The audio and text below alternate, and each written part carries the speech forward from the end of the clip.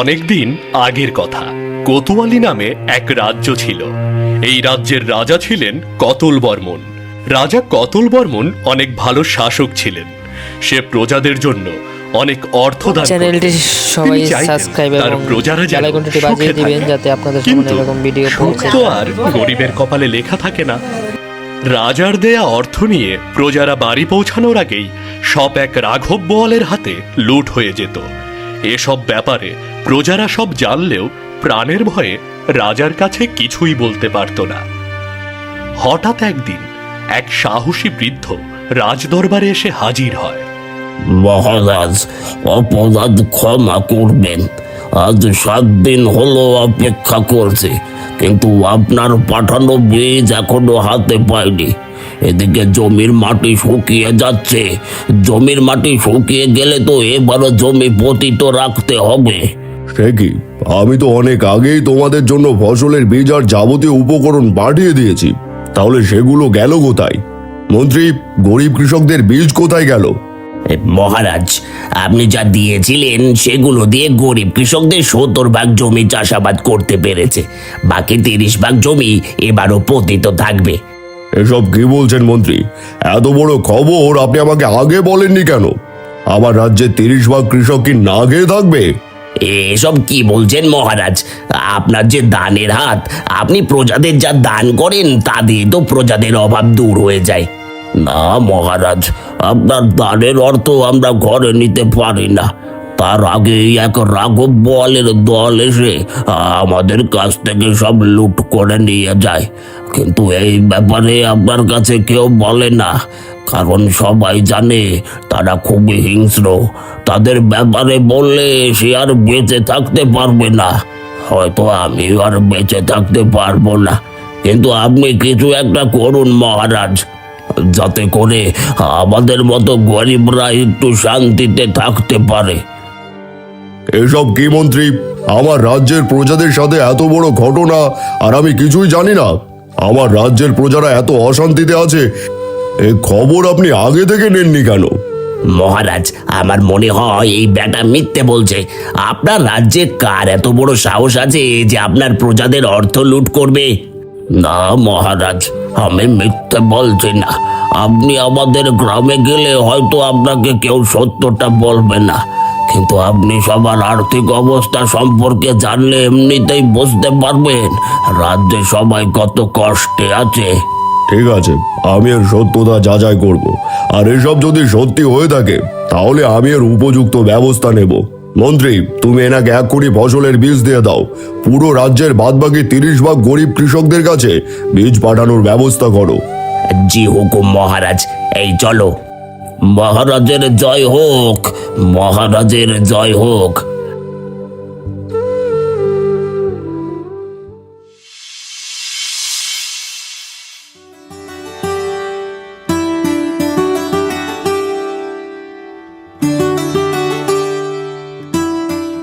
গিন্নি, আমি বীজ বলতে মাঠে গেলাম, তুমি বাড়িতেই থাকো। হ্যাঁ হ্যাঁ, যাও, আর একটু দেখে শুনে থেকো। এমনিতেই কাল গিয়ে মহারাজের কাছে নালিশ করে এসেছো। এখন তোমাকে নিয়ে আমায় চিন্তায় থাকতে হচ্ছে। কে জানে কখন কি হয় আবার। অত চিন্তা করে লাভ আছে? মরতে তো একদিন হবে। ওসব কথা কখনো মুখেও আনবে না। তুমি মরলে আমাকে কে দেখবে বলো তো?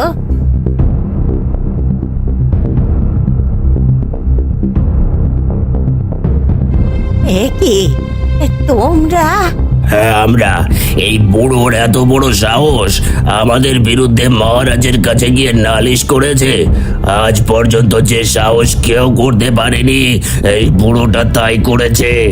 হ্যাঁ বলেছি, আমি তোমাদের দেখে ভয় পাই না। মনে রেখো, আমি বেঁচে থাকলে তোমাদের অপকর্মের ব্যাপারে মহারাজকে বলবোই। তাহলে তো তোকে বাঁচিয়ে রাখা যাবে না। তোকে বাঁচিয়ে রাখলে তোর মতো অনেকেই সাহস পেয়ে যাবে। তখন আর কেউ আমাকে দেখে ভয় পাবে না। না না, আমার স্বামীকে তোমরা কিছু করো না গো। সে আর তোমাদের ব্যাপারে মহারাজকে কিচ্ছু বলবে না। আমার স্বামীকে তোমরা মেরো না ওকে। এই দেখছিস কি, বুড়োটাকে শেষ করে দে। না না, তোমাদের দোহাই লাগে গো, আমার স্বামীকে তোমরা মেরো না, আমার স্বামীকে মেরো না তোমরা। আমাদের বড্ড ভুল হয়ে গেছে গো, আমার স্বামীকে তোমরা মেরো না বাবা। না না না, ওগো এসব কি হয়ে গেল? তুমি আমাকে ছেড়ে চলে গেলে গো। এবার আমায় কে দেখবে বলো আমায়? এই বুড়িটাকে দেখার কেউ নেই, বুড়িটাকেও শেষ করে দে।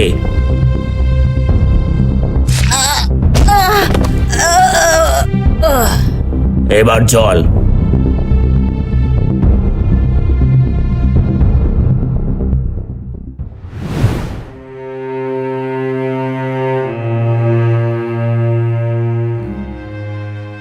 মন্ত্রী, রাজ্যের অন্যান্য বিষয়ের খবর কি?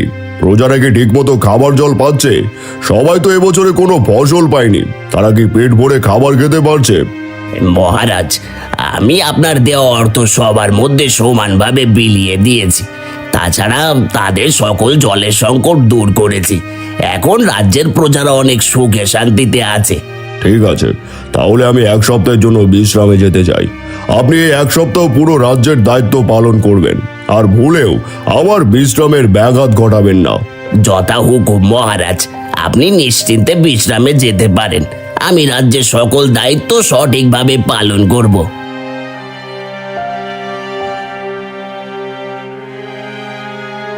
রাজা মন্ত্রীকে রাজ্যের সকল দায়িত্ব দিয়ে গোপনে ভিখারি সেজে গরিব প্রজাদের বাড়িতে গিয়ে তাদের খোঁজ নিতে থাকে। এই যে শুনছো, আমাকে কিছু খেতে দেবে? আমি অনেক ক্ষুধার্ত। খেতে দেব? খাবার কি গাছে ধরে যে খেতে দেব? আমরাই খেতে পাই না, আপনাকে কি খেতে দেব? কেন, তোমরা রাজার দেওয়া দানের অর্থ পাও না? সে তো তোমাদের সবার জন্য প্রচুর অর্থ দান করে। কি যে বলেন, আপনি কি এই গ্রামে নতুন? আপনি জানেন না রাজার দেওয়া অর্থ বাড়ি পৌঁছানোর আগেই রাঘব বোয়ালদের হাতে তুলে দিতে হয়। হ্যাঁ, আমি এই রাজ্যে নতুন এসেছি। তা তুমি কি বলবে সেই রাঘব বোয়ালটা কে? না না, আমি বলতে পারবো না। তাছাড়া সে তো মুখ ঢেকে আসে, আর যদি সে জানতে পারে আমি এ ব্যাপারে কাউকে কিছু বলেছি, তাহলে আমার আর রক্ষা থাকবে না। আপনি এখান থেকে চলে যান, আমি আপনাকে খেতে দিতে পারবো না। কে এই রাঘব বোয়াল, আমাকে খুঁজে বের করতেই হবে।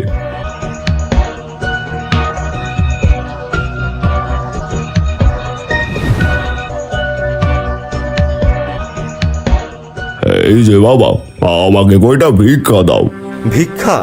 ভিক্ষা দেব কোথা থেকে?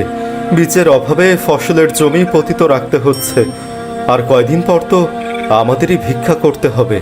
কেন তোমাদের ভিক্ষা করতে হবে কেন?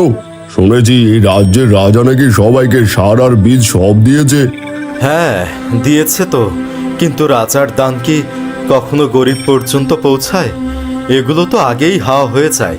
তাছাড়া রাজার দেওয়া অর্থগুলো এক রাঘব বোয়াল নিয়ে যায়, কিন্তু রাজার দেওয়া ফসলের বীজ সারগুলো কে নিয়ে গেল কিছুই বুঝতে পারলাম না। আচ্ছা বাবা, সবার মুখে সেই রাঘব বোয়ালের কথা শুনি, কিন্তু সেই রাঘব বোয়ালটা কে, তুমি কি একটু বলবে? না, তা বলতে পারবো না। এমনিতেই সে সবসময় মুখোশ পরে থাকে। তারপরও যদি কেউ তার বিরুদ্ধে কারো কাছে কিছু বলে, তাহলে তো ঘাড়ে মাথা থাকবে না। এই যে গতকাল আমাদের গ্রামের রহিম চাচা মহারাজের কাছে গিয়ে বিচার চেয়েছিল, আজকে এসে রহিম চাচা ও তার স্ত্রীকে নির্মমভাবে মেরে ফেলে রেখে গেছে। আমার রাজ্যের প্রজাদের সঙ্গে এত বড় অন্যায় হচ্ছে আর আমি কিছুই জানি না। না, যে করেই হোক এর একটা ব্যবস্থা করতেই হবে। ওই রাঘব বোয়ালকে আমায় খুঁজে বের করতেই হবে। কিছু ভাবছেন? ভেবে লাভ নেই। আপনি রাজ্য ছেড়ে চলে যান, তাহলেই শান্তিতে থাকতে পারবেন। নয়তো এখানে কারো কাছে ভিক্ষাও পাবেন না। আবার যদি ওদের সামনে পড়েন, তাহলে আপনারও ক্ষতি হতে পারে। না না, কিছু ভাবছি না, এখনই চলে যাচ্ছি। তবে তোমরা চিন্তা করো না, তোমাদের এই কষ্ট আর বেশি দিন থাকবে না। দেখবে অল্প দিনের মধ্যেই ওরা ওদের শাস্তি পাবে।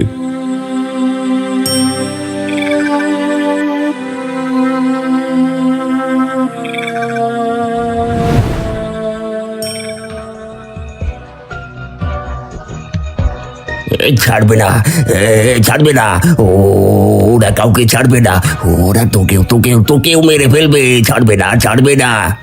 এসব কি বলছেন আপনি? হ্যাঁ ঠিকই বলছি, ওরা ওরা কাউকে ছাড়বে না। যেমন ভাবে আমার আপনজনদের মেরে ফেলেছে, তেমন করে সবাইকে মেরে ফেলবে, কাউকে কাউকে ছাড়বে না, কাউকে ছাড়বে না। ওরা কারা যারা আপনার আপনজনদের সবাইকে মেরে ফেলেছে? সে এক রাঘব বোয়াল, মুখ ঢেকে ঘোড়া চালিয়ে টাকবাক টাকবাক করে আসে। ওরা মানুষ নয়, ওরা হিংস্র জানোয়ার, ওরা হিংস্র জানোয়ার। তার মানে ওই নিষ্ঠুরা এই মানুষটার পরিবারের সবাইকে মেরে এই মানুষটাকে পাগল বানিয়ে রেখেছে। একবার যদি ধরতে পারি, সবাইকে শুলে জড়িয়ে মারবো। আপনি চিন্তা করবেন না, এরপর থেকে ওরা আর কাউকে মারতে পারবে না। এবার ওদের বিচার হবে। সত্যি সত্যি বলছিস, ওদের বিচার হবে? সত্যি সত্যি ওরা শাস্তি পাবে? হ্যাঁ, ওদের কঠিন শাস্তি হবে। আপনি শুধু অপেক্ষা করতে থাকুন।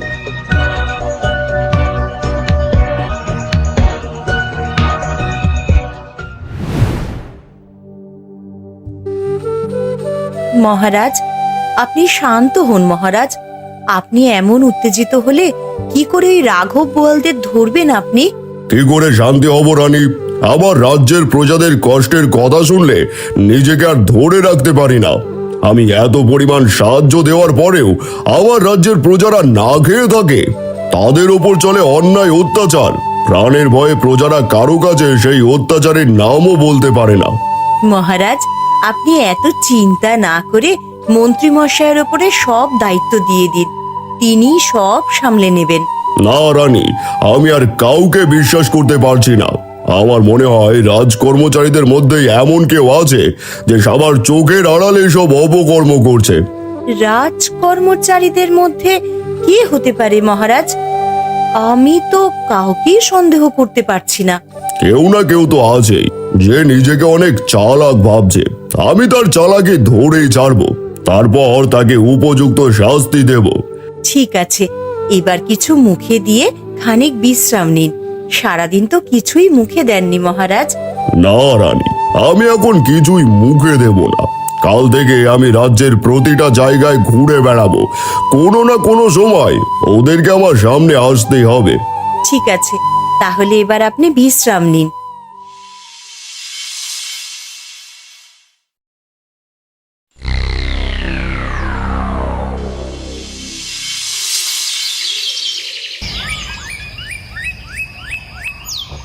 সকাল হলেই রাজা ভিখারির বেশে বেরিয়ে পড়ে। এরপর রাজা গিয়ে এক গরিব প্রজার বাড়িতে উপস্থিত হয়। বাবা, আমাকে কিছু ভিক্ষে দেবে? সেই সকালবেলা বাড়ি থেকে বেরিয়েছি, কেউ কিছুই ভিক্ষে দিচ্ছে না। তুমি কয়টা ভিক্ষা দাও না। ভিক্ষা দেব কি করে? কিছুক্ষণ পর তো আমাদের এই বাড়ি ছেড়ে চলে গিয়ে ভিক্ষে করে খেতে হবে। কেন কেন তোমাদের এই বাড়ি ছেড়ে চলে গিয়ে অন্যের বাড়িতে ভিক্ষে করতে হবে কেন? কারণ এবছর ভালো ফসল হয়নি বলে খাজনা দিতে পারিনি। কিন্তু মহারাজ নাকি ঘোষণা করেছেন 7 দিনের মধ্যে সব খাজনা পরিশোধ করতে হবে, নয়তো বাড়ি ছেড়ে চলে যেতে হবে। কি, মহারাজ এমন কথা বলেছে? কিন্তু মহারাজ তো এবছর খাজনা মওকুফ করার কথা বলেছিল। হ্যাঁ, মহারাজ নাকি কালই ঘোষণা দিয়েছেন, কিন্তু আমি তো বুঝতেই পারছি না। মহারাজ তো এমন মানুষ না, সে তো আমাদের খুবই ভালোবাসে, আর সবকিছু করে তো এই রাঘব বোয়ালটা। বাবা, আমি তো এই রাজ্যে নতুন, সবার মুখে শুধু সেই রাঘব বোয়ালের কথা শুনি। তুমি কি বলতে পারবে সেই রাঘব বোয়ালটা কে? না না, আমি মুখে বলে আর পড়তে চাই না। তবে আর কিছু সময় অপেক্ষা করলে আপনি তাকে দেখতে পাবেন, কিন্তু তারা এসে আপনারও ক্ষতি করতে পারে। আমার আর কি ক্ষতি করবে? আমি তো এমনিতেই নিঃস্ব।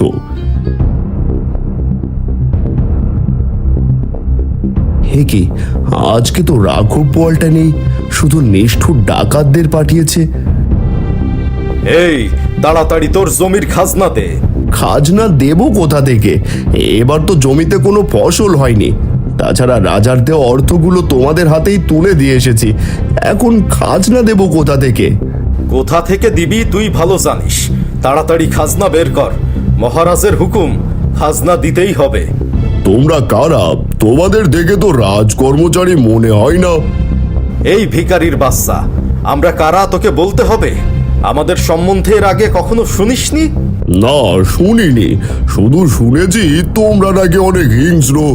হ্যাঁ, আমরা অনেক হিংস্র, আর এটুকু জেনে রাখ, তার বেশি জানার দরকার নেই।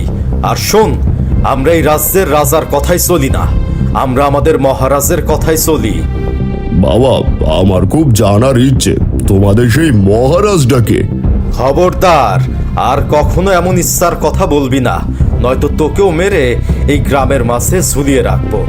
এই, তুই তাড়াতাড়ি খাজনা দে, নয়তো এখনই বাড়ি ছেড়ে চলে যা। খাজনা দেব কোথা থেকে? আমরা এখনই বাড়ি ছেড়ে চলে যাচ্ছি। না না, তোমরা যাবে কেন? আচ্ছা, আমি যদি এদের খাজনা পরিশোধ করে দিই, তাহলে কি এদেরকে ছেড়ে দেবে? তুই একটা ভিখারি হয়ে কি করে এদের এত টাকা খাজনা পরিশোধ করবি? আমি আমার সারা জীবনের সঞ্চয় আমার সঙ্গে রেখেছি, তা দিয়ে তোমাদের খাজনার টাকা পরিশোধ হয়ে যাবে। তোমরা চাইলে এদের পরিবর্তের খাজনা আমি দিয়ে দেব। ঠিক আছে, তুই যদি ওদের খাজনা পরিশোধ করতে পারিস, তাহলে ওদেরকে বাড়ি ছেড়ে যেতে হবে না। এখানে অনেক পয়সা আছে, আশা করি এগুলো দিয়ে হয়ে যাবে। হ্যাঁ, তাই তো দেখছি, এখানে তো অনেক পয়সা। ঠিক আছে ঠিক আছে, এর বিনিময়ে ওদের ছেড়ে দিলাম। এই, তোরা চল।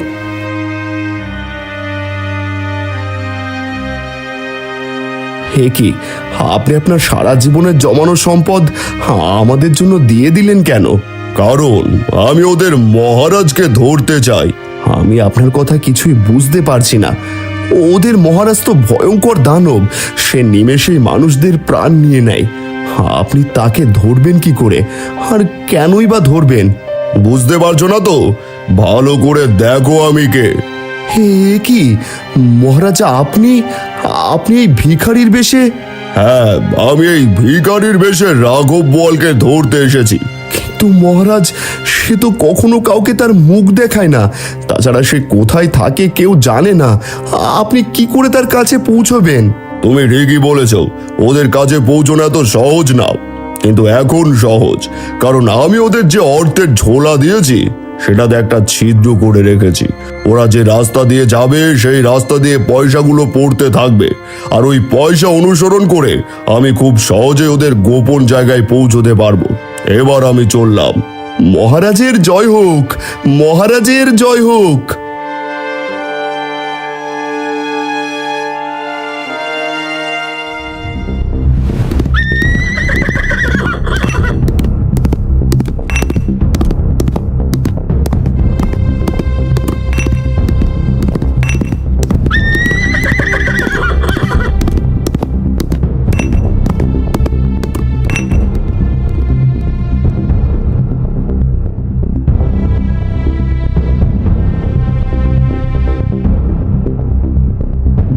মহারাজ, আজকে গ্রামের সবার খাজনা আদায় করে নিয়ে এসেছি। তোরা তোরা সত্যি অনেক কাজের, চিন্তা করিস না, আমি এবার সত্যি সত্যি রাজা হব, আর তোরা হবি আমার প্রধান উপদেষ্টা। যা যা, এবার অর্থগুলো জায়গা মতো রেখে দে, আর কদিন পর রাজার সাথে যুদ্ধ করার জন্য সেনা সংগ্রহের কাজ শুরু করব, তখন এই অর্থ আমাদের কাজে লাগবে। ঠিক আছে মহারাজ।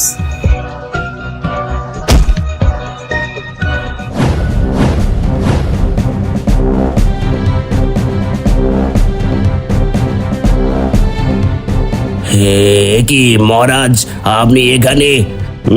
আমি আর আমার রাজ্যের নতুন মহারাজকে দেখতে আসলাম, কিন্তু নতুন মহারাজের কণ্ঠটা কেমন জানি চেনা চেনা লাগছে। এবার মুখের কাপড়টা সরাও তো দেখি।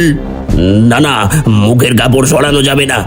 আপনি আমাদের ক্ষমা করে দিন, আমাদের ভুল হয়ে গেছে। আমরা কোনোদিন আর এমন কাজ করব না।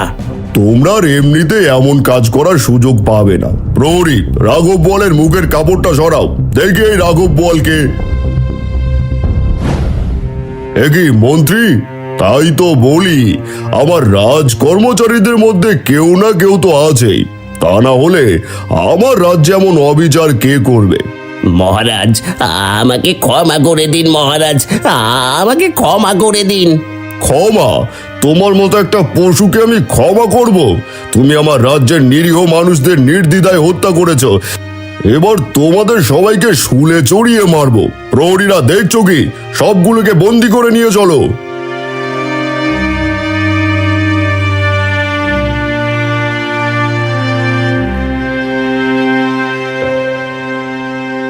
রাজা তার বুদ্ধি ব্যবহার করে রাজ্যের সেই গোপন রাঘব বোয়ালকে ধরে ফেলে, যার ফলে রাজ্য থেকে সকল অশান্তি দূর হয়ে যায়। এরপর থেকে প্রজারা সুখে শান্তিতে বসবাস করতে থাকে।